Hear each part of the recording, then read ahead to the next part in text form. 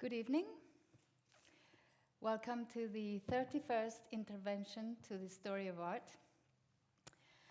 First time ever in a complete English version, so I'm really happy to be here. Welcome to the Bloomsbury. I've been working over 10 years on this project, so it's a very special occasion for me. And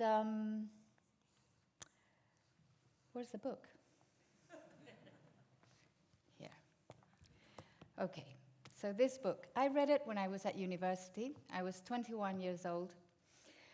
I was very young and naive, and back then I didn't realize that in this magnificent book, in its nearly 700 pages, it didn't have a single woman artist.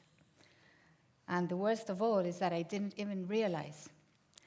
I was training to be an artist myself. I was at university studying arts.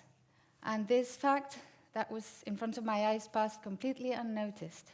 And it wasn't until much later when this book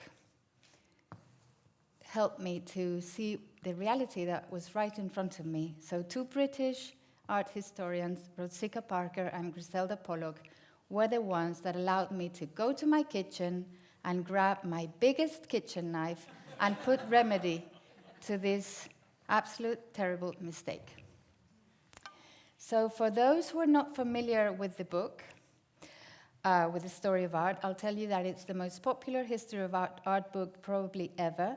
It's been translated into 43 languages. It's sold over 8 million copies, even though it says 7 on this volume. And I think the secret is that Gombrich, well, he wrote it here, by the way, just around the corner. And I think the secret of this book is that, apart that it's just full of all the artists that you all know, is that he tried to place himself in the position of the artist. So that makes it really interesting and fun to read, and then you understand really well why one artist kind of wants to evolve or go in a different direction to the previous generations. So to do my intervention, I'm going to follow his rules. He established 4 rules to write this book. The first one is he would only write about works which images he could show. So that's easy nowadays.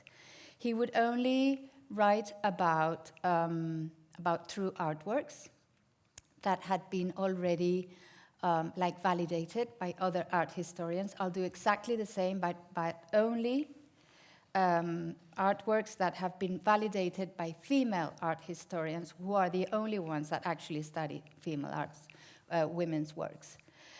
And to them, I owe all my research, and yeah, you know, they are the ones that have actually inspired me and have done all the dirty work of bringing the paintings and the works from the cellars and from, you know, where they have been kept. So the third rule is he would only talk about true artists. I will only talk about true artists, I promise. And then the fourth rule, the one that I like best, and probably the one that I use most of the time, is that he would be able to break his rules at any time. I'll be breaking the rules quite often, because really this is a white male European canon, and I'll be introducing female artists who are not white. Well, white, yes, but mainly white, actually, because it's about Europe. So let's get started, because I'm getting a little bit muddled up. This book has 28 chapters, and I'm going to start in chapter 8. So this is Europe, 6th to 11th century, and I'm starting there because it's the first, we find the first artist who actually signed the work, and who is a woman, and we have evidence of that work. So we could say that before that, all this is more or less anonymous work, and as Virginia Woolf said, anonymous was a woman. So this could actually be all females. Okay,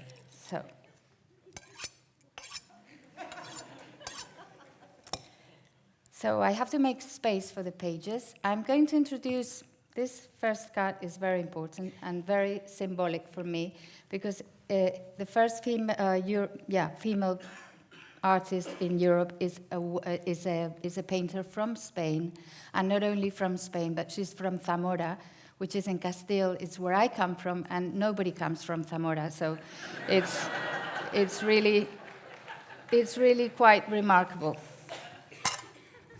So she's N, or Ende.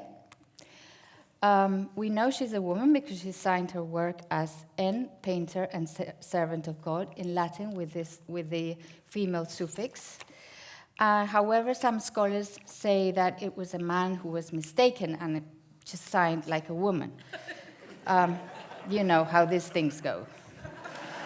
So we're in the 10th century. These are some of her illustrations. She illustrated one of the most important Beatus we have in Spain. It's preserved in the Cathedral of Girona, and it was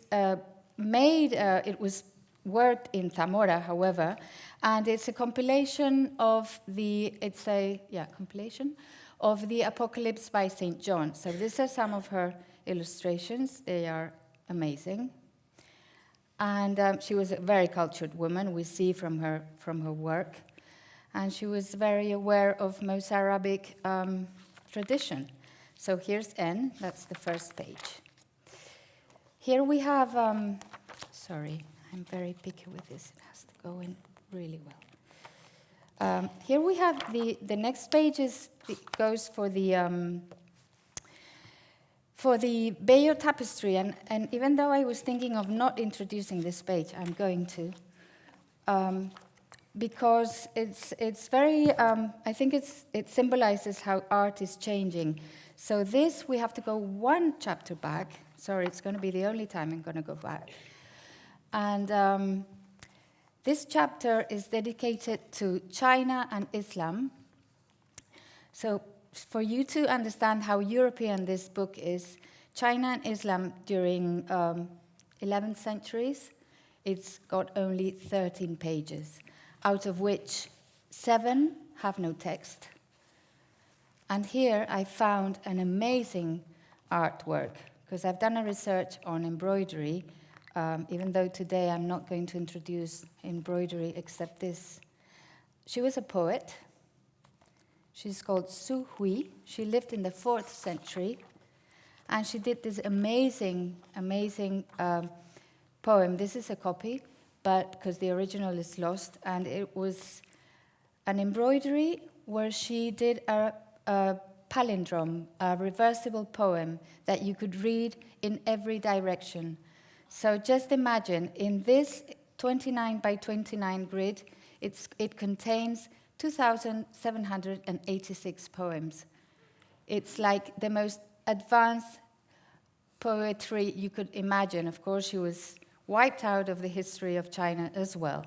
Anyway, I think this is very important, this page today, because if you think of the Venice Biennale that has just opened, it's called Foreigners Everywhere. I think it's important to remark that this is, again, Europe. This book is about Europe. And we Europeans have made our history of art universal. And there's other history of arts as well, like Su Hui's. Anyway, we go on.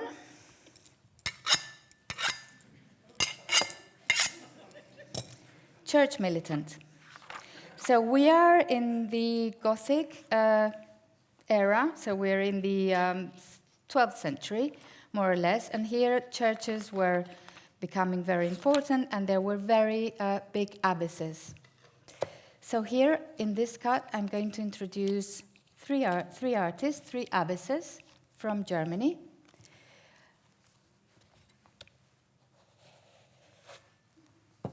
And they are, the first one is Jutta von Ratisbona, who illustrated the Utah Codex. The Utah Codex is the four Gospels, illuminated with gold and filigree and enamel, or however you say it.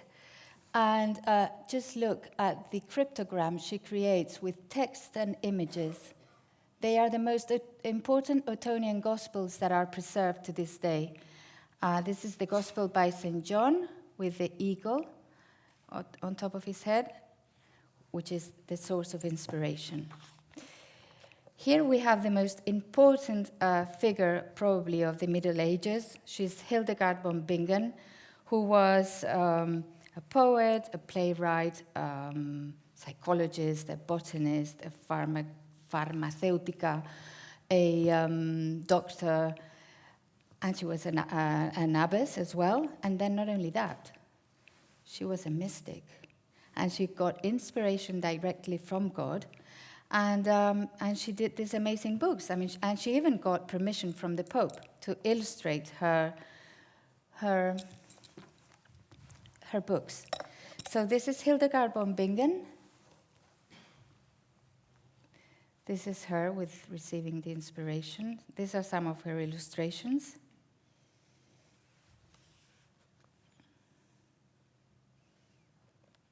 That's her.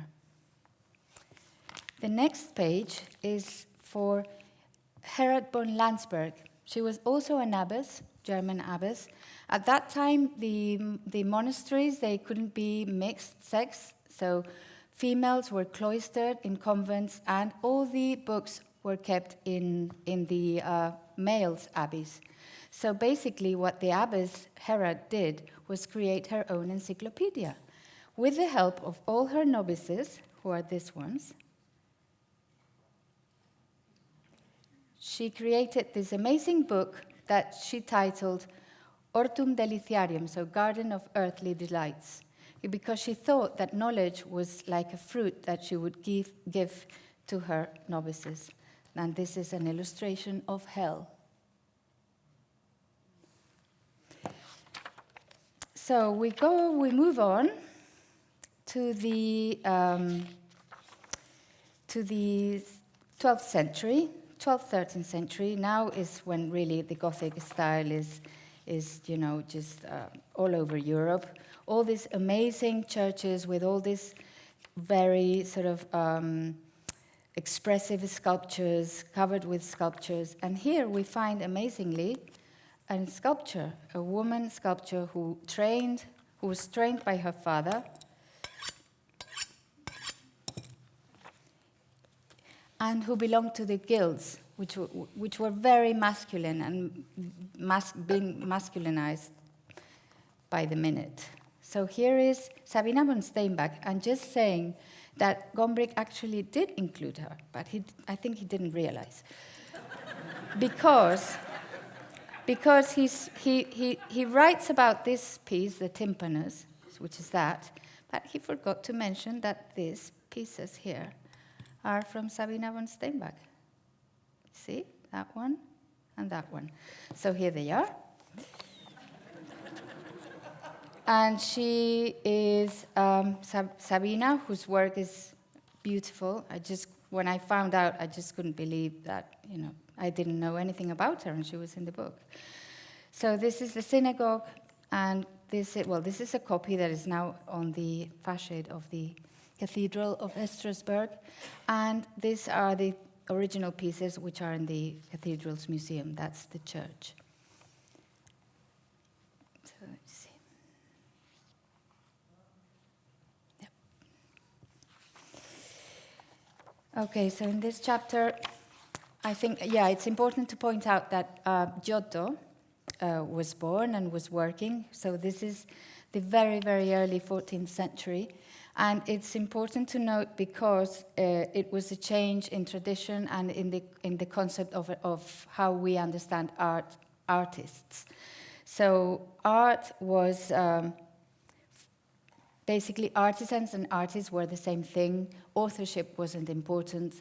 Originality wasn't important. And from Giotto onwards, very slowly, we are going to be going towards the concept that we have of art and of artists now. So we move on to the next chapter. We are in Italy now. And,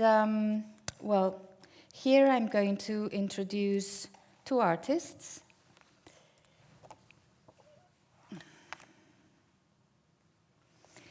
The first one is considered the first female painter of large formats in Europe. Again, it's not that she's the first, it's that she's the first we know. So here goes Teresa Diez, another Spanish artist, and another artist from Zamora. So you know, this is like, I don't know, it's obviously not a coincidence. I mean... Okay, so Teresa Diez, her murals were discovered by chance in a church. Suddenly they were doing some works, and this wall came down, and the murals were behind it. So they found these gigantic murals, and they found a signature. So this here, it says, Teresa Diez me feci, Teresa Diez made me. However, again, the scholars think that it's not a woman who made it, because, you know, it couldn't be. So to look at the size, this is me. Sorry for the clothes, but I was coming from the village in Zamora, from El Pueblo.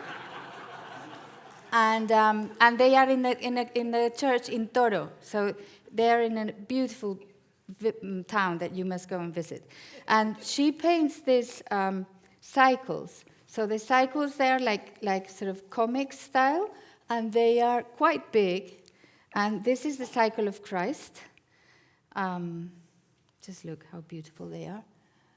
And this is part of the cycle of Saint Catherine of Alexandria, who's an artist that many of the artists you will see today like self-portraying like her, because she was a very cultured woman, and she was the saint of the writers and of the philosophers.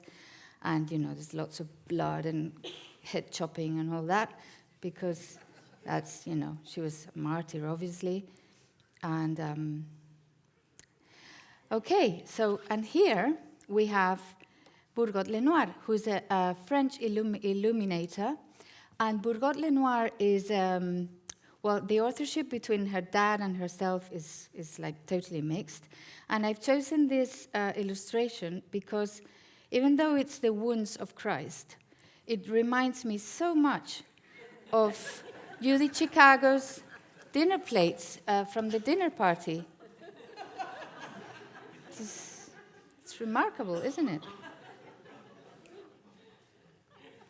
And by the way, she is, right now, London Triumph. She's at the Serpentine Gallery, so go and see her. It's a very important show. It's really a landmark. Okay, so let's see, who do we have now? Okay, this is we're going into a very dark time, I have to say. It's the conquest of reality. And we are in the beginning of the Renaissance, when those great generations of great old masters and great artists, we're going to find Masaccio, Donatello, Sluter, Van Eyck.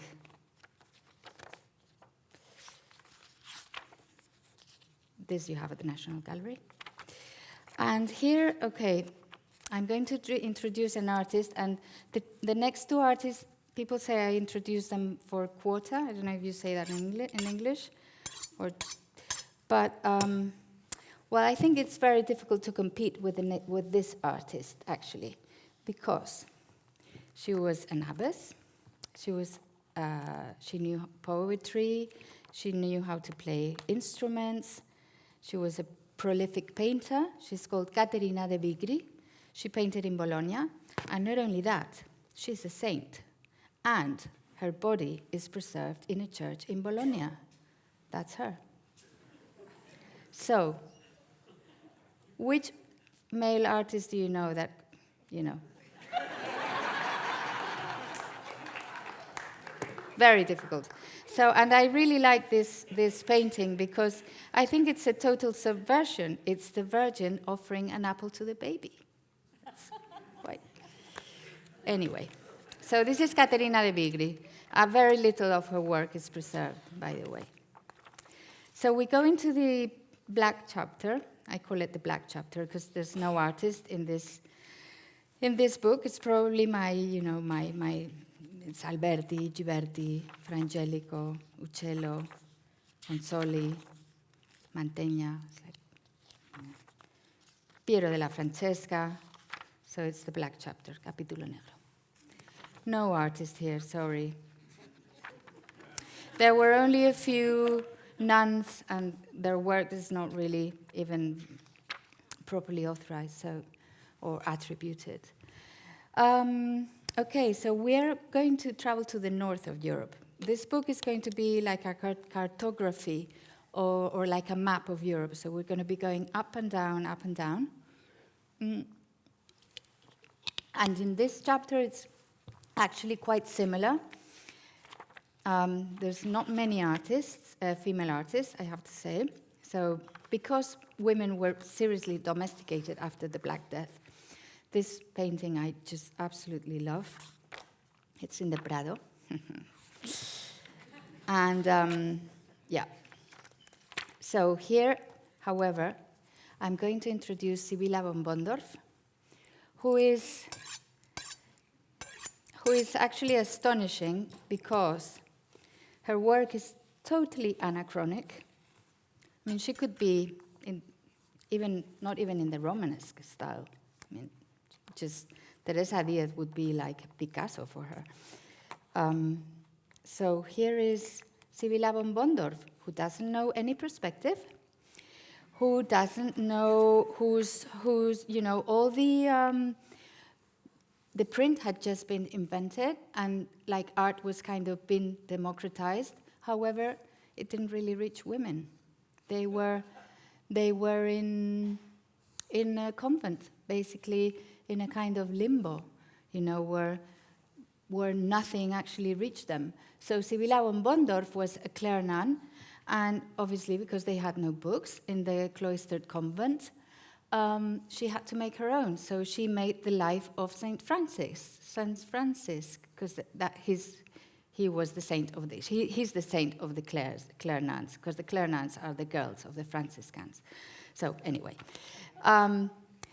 it's quite amazing because these books were actually lent from one abbey, from one convent to another, and there's copies of these books in several different convents. So it's quite amazing.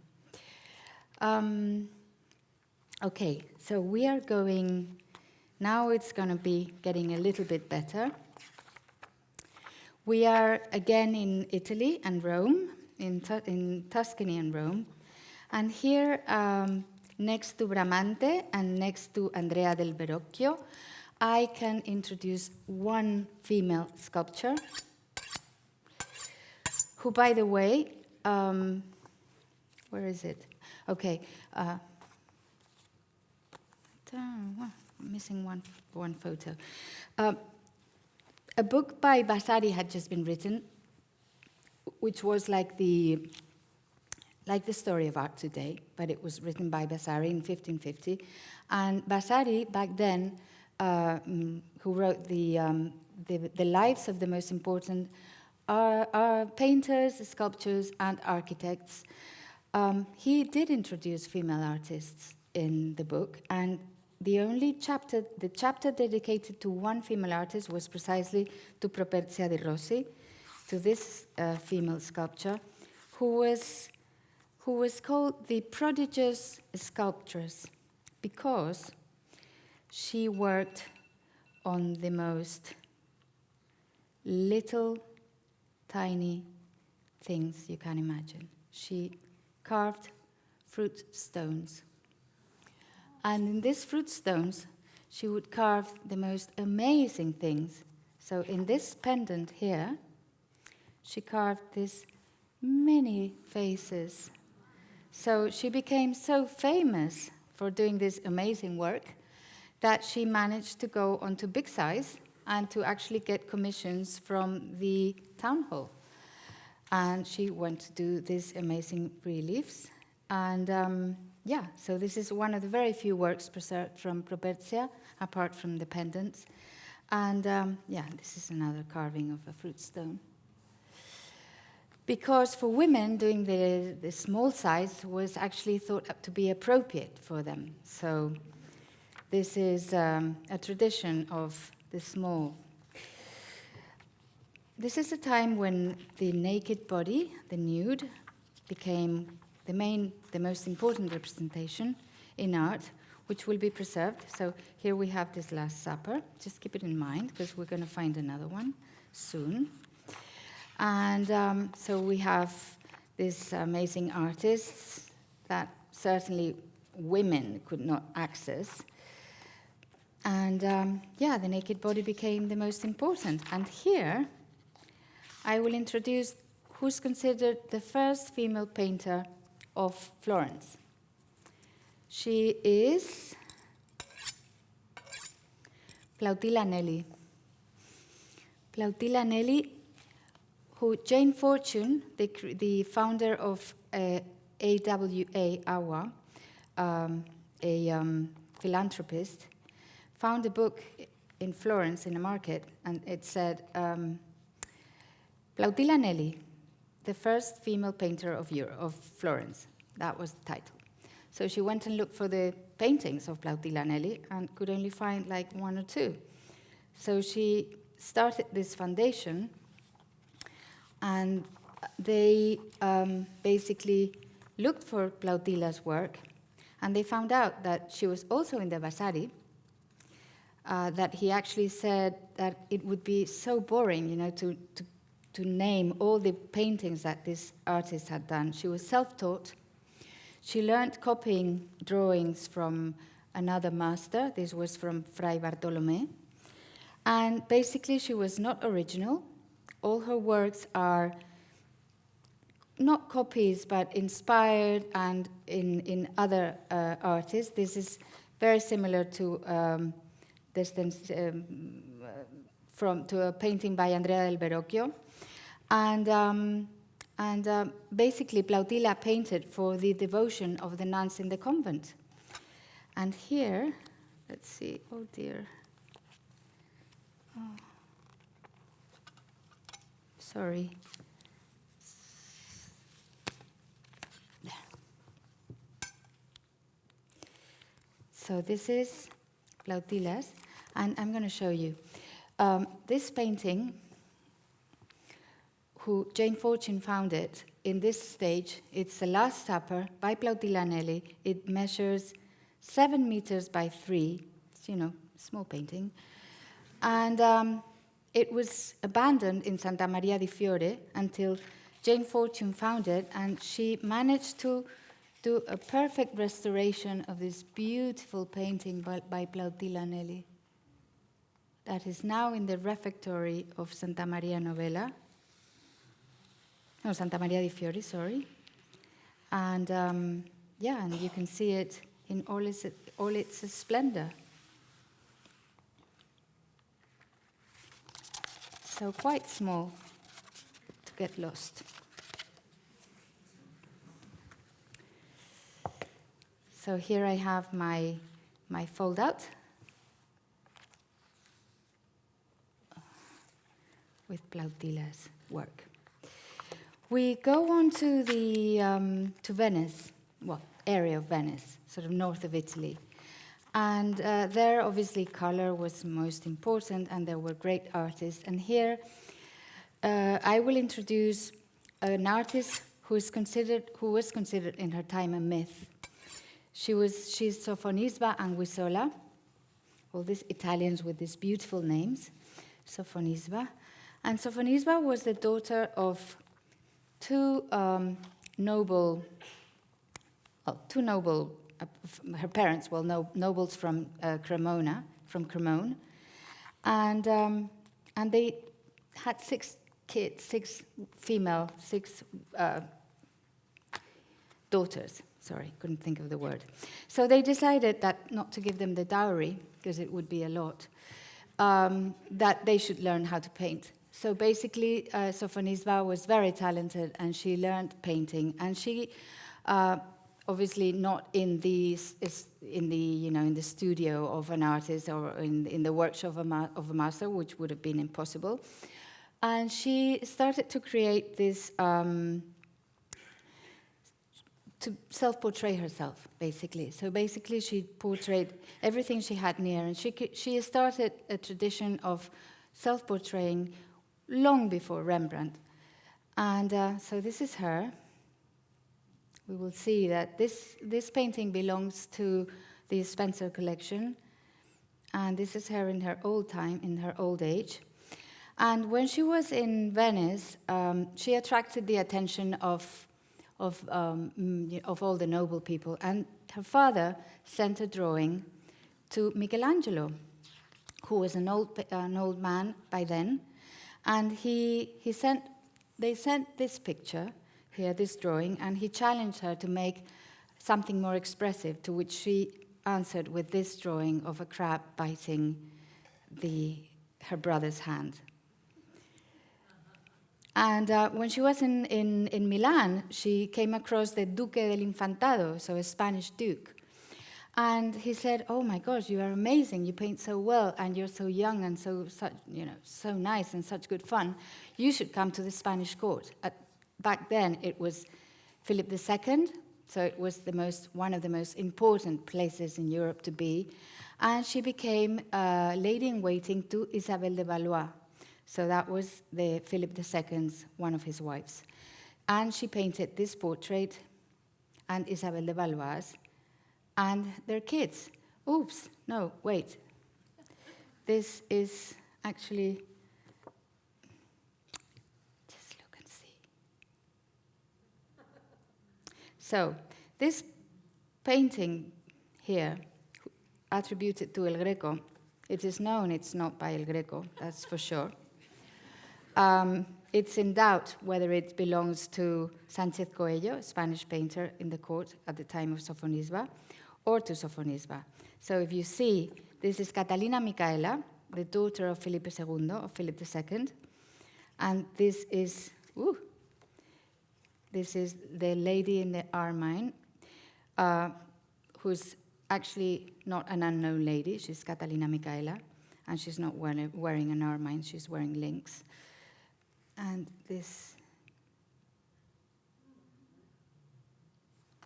interesting. The thing is that with Sofonisba's work, especially in the time in Madrid, it was not correct that she would sign her works. So this makes it really quite complicated. For example, this was attributed to her in 1998, and this one was attributed to her in 2019, I think. So they were, yeah, because always, quality is always associated with male delivery, not with female. So, yeah. Anyway, she did sign her works in the time when she was not in the Madrid court. Sofonisba had an amazing life. Wow. She lived until really old, married a couple of times. Okay, so we are in Germany and the Netherlands in the early 16th century. Here the Renaissance was very different. And we're going to go a little bit back in time, because that's what the chapter does. And here I'm going to introduce Levina Terling, whose work we can see in the Now You See Us exhibition at Tate Britain, that I totally recommend you go and see. It's all the female artists that worked in Britain and since the 16th century, to the 20th. This is Levina Terling, who's in the show. She was the court painter to Henry VIII and 3 other Tudor monarchs after him. She's a miniaturist. And, this is Elizabeth I, and this is Edward Seymour. And even though I said I wasn't going to include any more embroidery, I couldn't help myself. And I've introduced this piece, which is at the V&A. It's by Mary Queen of Scots. And I love it because it's got this motto that says, virtue flourishes by wounding. And I think it's exactly what this performance does. Virtue flourishes by wounding. So this inspired me to create my own motto.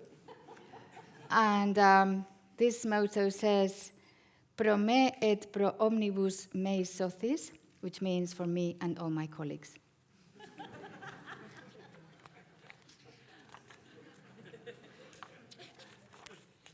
So, okay, yes. Here we have an artist who should be in the story of art because, you know, sometimes just being the first one doing something kind of gives you, like, entrance, yeah? But, of course, if you're a female artist, it's a bit more difficult. So here we have Catharina van Hemesen, who was, she was a painter to the Spanish court. She worked for Mary of Hungary, I think. And this painting is at the National Gallery here in London. It's beautiful. It's a small wood painting on wood, on a panel. And to her it's attributed the first ever self-portrait next to an easel. So, yeah, that's quite important. And as a matter of fact, Judy Chicago, the artist from the plates that I showed you, she said, could she ever keep an artwork ever in her, you know, choose whichever artwork would be, it would be Catharina van Hemesen's painting next to an easel. So these are some of her works.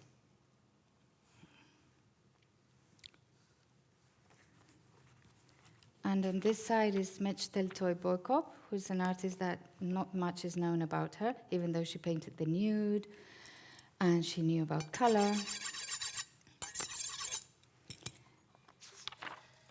Okay, so next, look, El Bosco.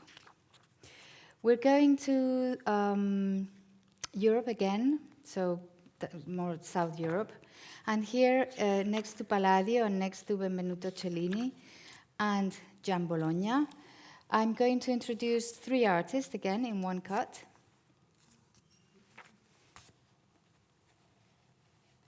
So this is Lavinia Fontana. She's considered the first professional painter. She had, even though she worked in her father's workshop, because from now on you're going to see that most of the artists actually are the daughters of a painter. That was the way to get to learn. She was so professional that she did paint the nude, and she also painted this self-portrait that resembles very much to that of Sophonisbas, and that actually is very inspired in the book The Courtesan, Il Courtier, I don't know how you say it in English, that basically explains how a courtesan, how a noble person should behave, man or woman. They should know a little bit of music, a little bit of Latin, a little bit of Greek, not too much, just a bit, and that they should be elegant and decent, which was very important. So they portray themselves with their chaperone, with their maid, that will actually look after them. So this is an amazing painting by Lavinia Fontana. Look, it's Mars and Venus. Mars, Cupid is asleep. Apparently that means that love hasn't been consummated yet. And they, look, just how amazing. How he hasn't had time to take his helmet off. And he's just... And there she is, turning around with a lily in her hand, saying, so pure. This is at the Palacio de Liria, so it belongs to the Duke and Duchess of Alba. And this is Barbara Longhi. Oh, no, wait. It's just Lavinia Fontana is too important to just pass quickly. Look at her works. She's very prolific. And she painted for the popes, she painted for the princesses. She was just a very, very important artist. She had 14 children or something like that. The husband, who was a painter, gave up painting for her to work. And until the dad died, she couldn't leave Bologna, but when she left, she went and worked for the Pope. So that was very important back then. That is Marietta Robusti, so she's the daughter of El Tintoretto. And this is one of her self-portraits. Apparently, she dressed as a boy to go and see his father's work, his friends, the father's colleagues' workshops, and learn without being harassed.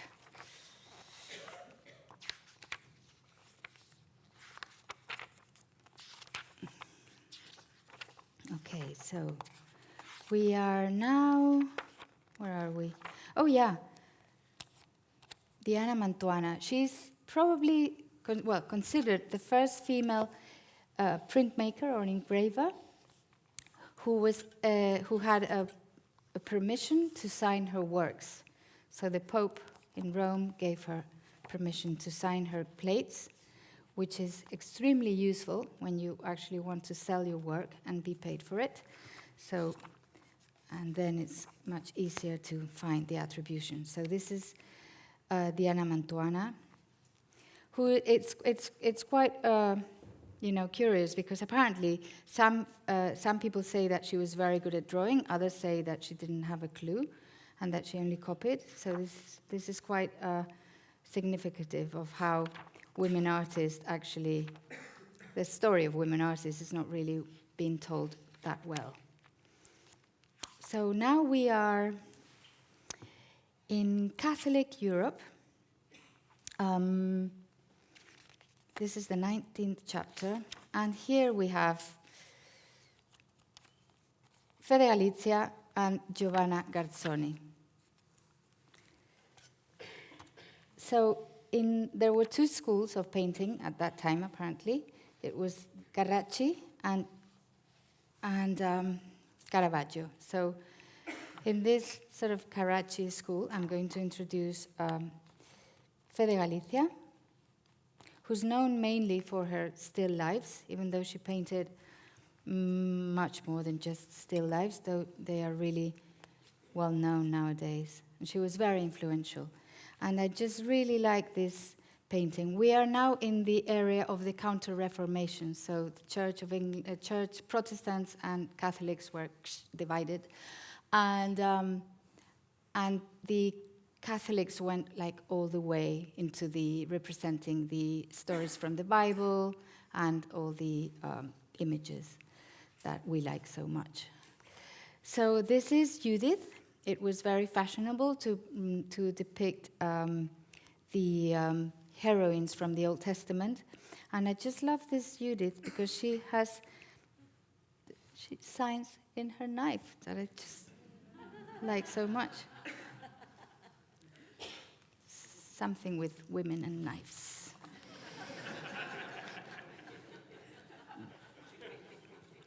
That's Giovanna Garzoni, and sadly I haven't brought any images of Giovanna Garzoni's works. She was super famous in her time. She just charged whatever she wanted for her paintings. They were small paintings on parchment, and they were extremely accurate and scientifically kind of accurate. And she mainly painted still lifes. However, I really like this one, which is not a still life, and because I don't know, it just reminds me a bit of the Duelo de Garrotazos of Goya. It's the black paintings of Goya, this sort of size and scale. Anyway, I really like that painting. So, we go into Artemisia Gentileschi. I suppose you can't understand the story of art without Caravaggio. Well, you can't understand it without Artemisia either.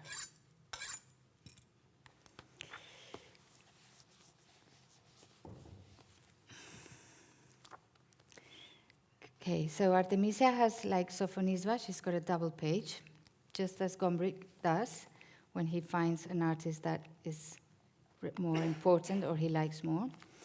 He introduces more than one page. So here we have Artemisia's, considered her first painting. It's Susanna and the Elders. At this time, at the Counter-Reformation, this was again very fashionable.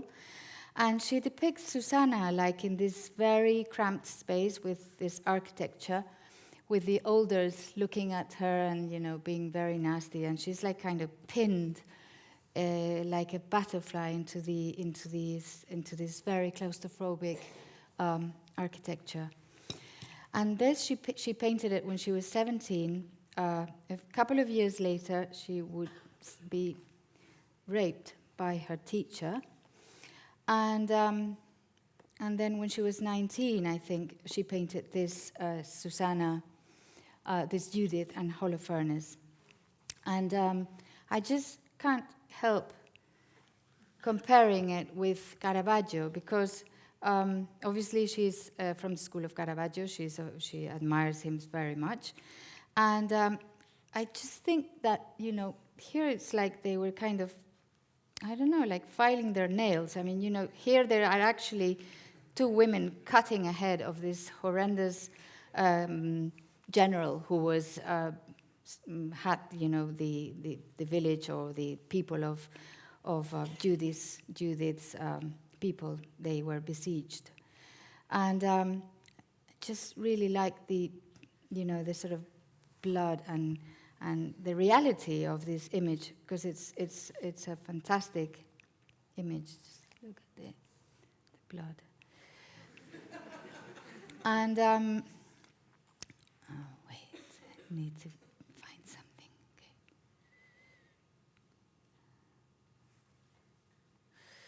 And I've been seeing quite a few exhibitions of there. Yeah. Of Artemisia Gentileschi, and she went to, after she was sadly, brutally raped, she had to testify to say that she was actually, you know, putting a fight against it. And she went to Florence. She married just an ordinary painter who, I don't know, they separated quite early. And I'm just fascinated by how sensual her painting is. She ended up coming here to London to help her father to finish some artworks, and you have this in the Royal Collection here in the UK. It's Artemisia depicted as the allegory of painting, which is something that actually only a woman could do, because the allegory is a goddess, and only a woman could actually depict herself as the allegory of painting. She's wearing the medallion of the Mimesis. And this painting is also at Tate Britain right now, at the exhibition Now You See Us. You really must go and see it, because it's amazing. And this is an artwork we have in the Museo del Prado in Madrid by Artemisia as well. Artemisia, she changes and she creates a new paradigm of female representation. So Artemisia is just very, very important, and she's a great artist.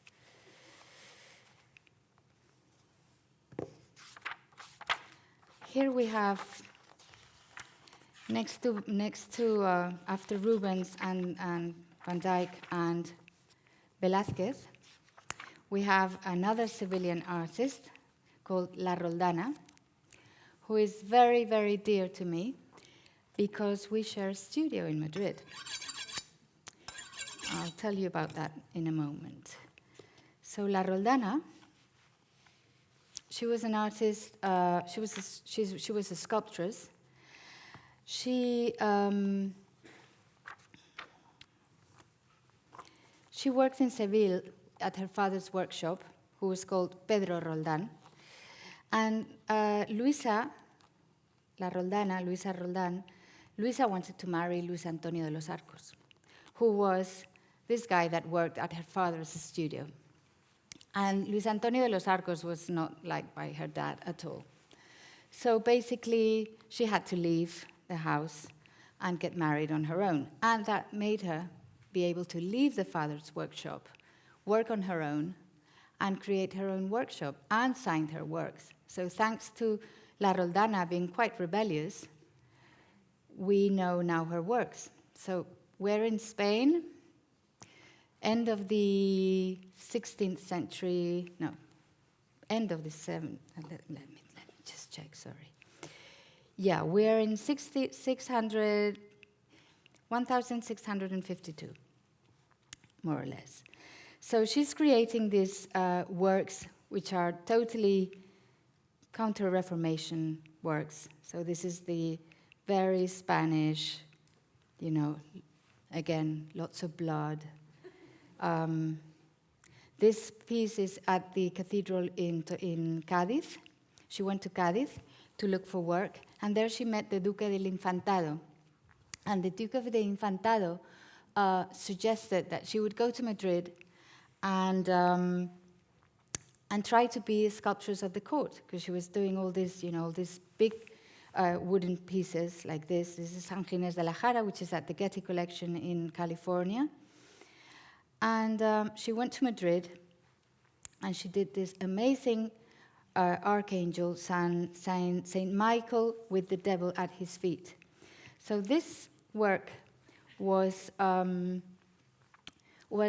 commissioned by the king, who was Charles II at the time, and he commissioned this for the church in the Escorial, which is a palace outside Madrid, where Felipe II used to live, where Philip II used to live. And this piece was totally abandoned in the choir, with all this dust on top. And when I was performing at the Museo del Prado, I said to the people that, you know, look after these works, I said, oh, come on, just bring it down. So now they have restored it. It's in the Prado, it's in the new museum of the Royal Collections. I wanted to show you a picture that I took the other day. Let's see if I find it. With the Roldana. So now it's actually on view. Let's see if I can find it. Sorry. Here it is. No.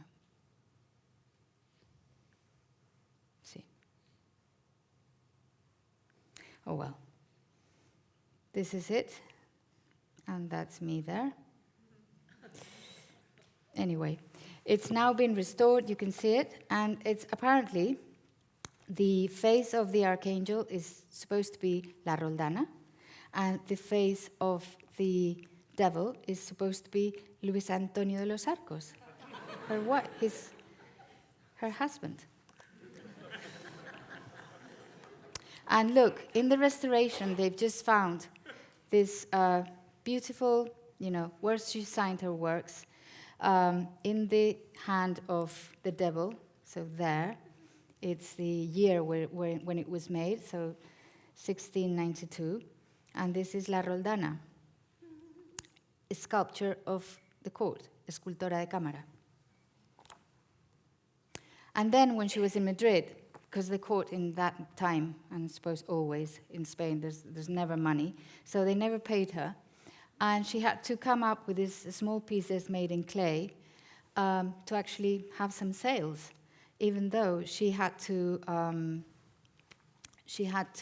write a letter to the king many times asking for money and begging for money.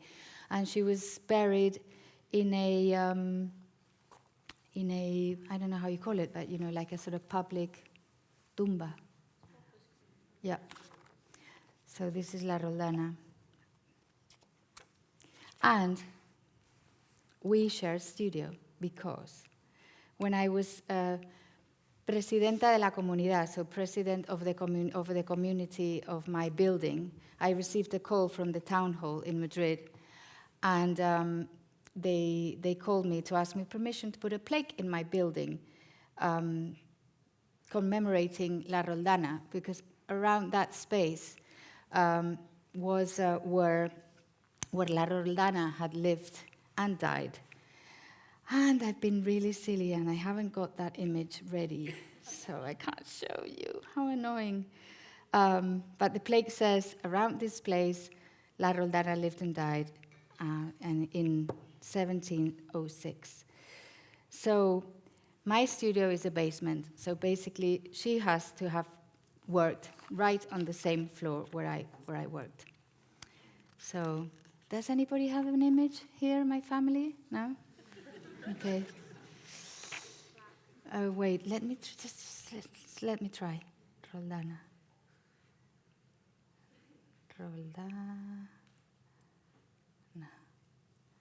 Okay, well, it's not the best image, but here, look. So, there.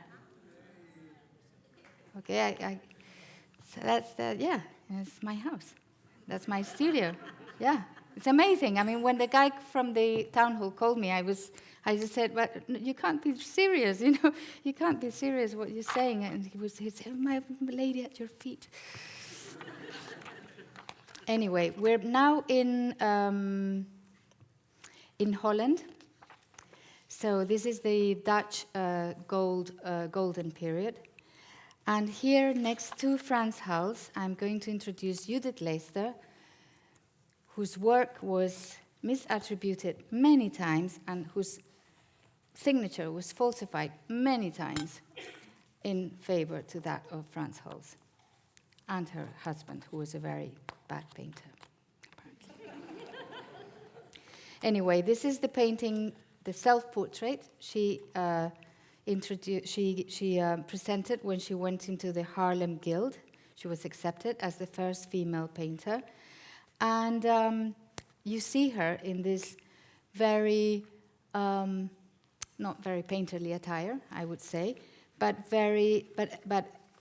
her most elegant clothes, because she had to demonstrate that she was a lady, that she was a very cultured woman, that she was a very professional painter. So here she has her palette and her brushes, and she's showing us that she paints musicians mainly. So here they are, some of her works.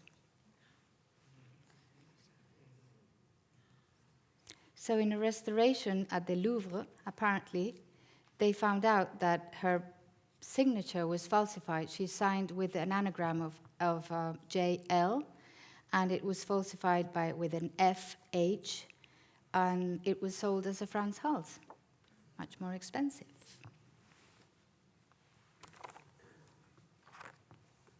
Okay, so we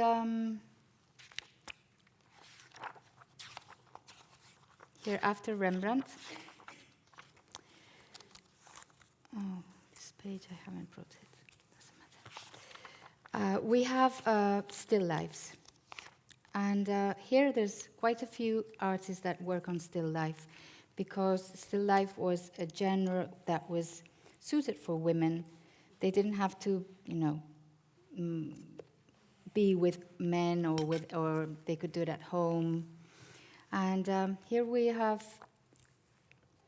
Clara Peters, who, thanks to Clara Peters, we have one of the most important museums of women's work in the world, the National Museum of Women in the Arts, because the collectors, they were called Holloway. They went to a museum in Europe and they saw Clara Peters' works, that, thank God, she signs her works, and they saw a signature probably in a knife like that, and they went to their history of art book, which wasn't the Gombrich, it was the Janssen, and it didn't have a single woman artist either. So they said, what? And they started collecting, and now they have this amazing museum in Washington. And it's not the only one now, because they've opened a new museum of women's work in France as well. But this is Clara Peters. She was a painter of the court in Spain as well. And, sorry. And she depicts, this is at the Prado, and this is at the Prado as well. To Clara Peters we owe the first exhibition of a female painter in the Museo del Prado in it's 200 years after the museum had opened. And here we have this amazing portraits that she introduces in her paintings. And we see Clara giving us a demonstration that she was there, that she painted the works. They are just so beautiful. This is Maria von Osterlich, a very respected still life painter, especially in the genre of the Vanitas, which was like, talking about how life moves on and how things pass. And here is Louise Moellon. I'm applying the fourth rule totally, because she's not Dutch, but she was a Calvinist, so I thought that she would fit in the chapter. And even though she paints mainly still life, I couldn't help myself, and I just really like the paintings where she introduces figure. I like this sort of bigness of the figures, the monumentalidad. And here is a painting by Maria von Osterlich as well. Beautiful flower painting. Apparently, she was proposed to marry by Van Alst, who was another painter at the time, and she said, okay, I will marry you, but only if during 1 year you paint as much as I do. They never married.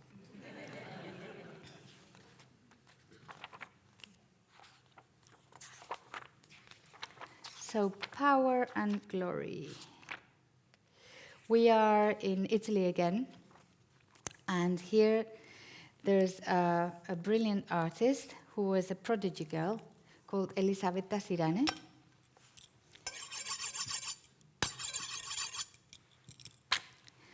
Elisabetta Sirani became like, she started to manage her father's studio when she was 19, apparently he was ill, and he couldn't handle it. So Elisabetta took over, and because she was so quick and she painted so swiftly, people didn't believe she was the author of her works.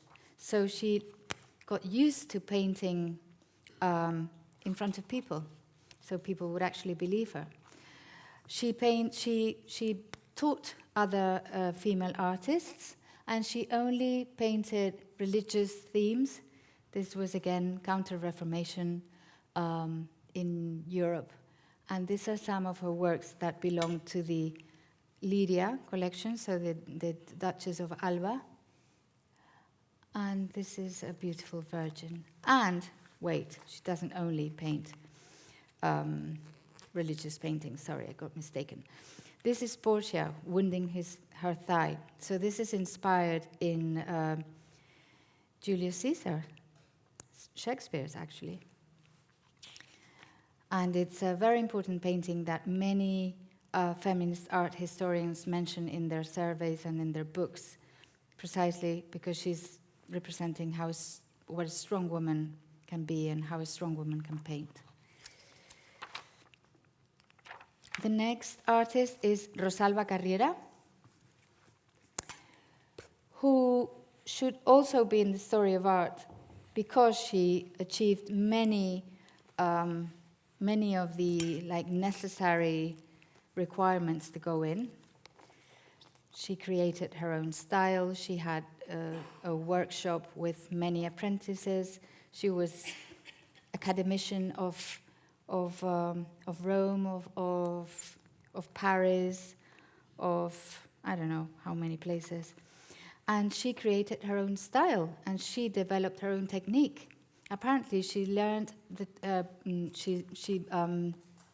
she trained first at their parents' workshop. They had a lace workshop. She lived in Venice, and she used to paint snuff boxes because it was very fashionable to sort of sniff tobacco. And she would paint these amazing snuff boxes, and everybody wanted to have one. So she became rich, and when she was already rich and famous, she received a box of pastel paintings. And she just went crazy. And she developed the technique to a point that nobody had done before. And she just painted all the nobles that went to Venice. She was then called by the King of France. She spent a year in Paris painting, and she just portray everyone, basically.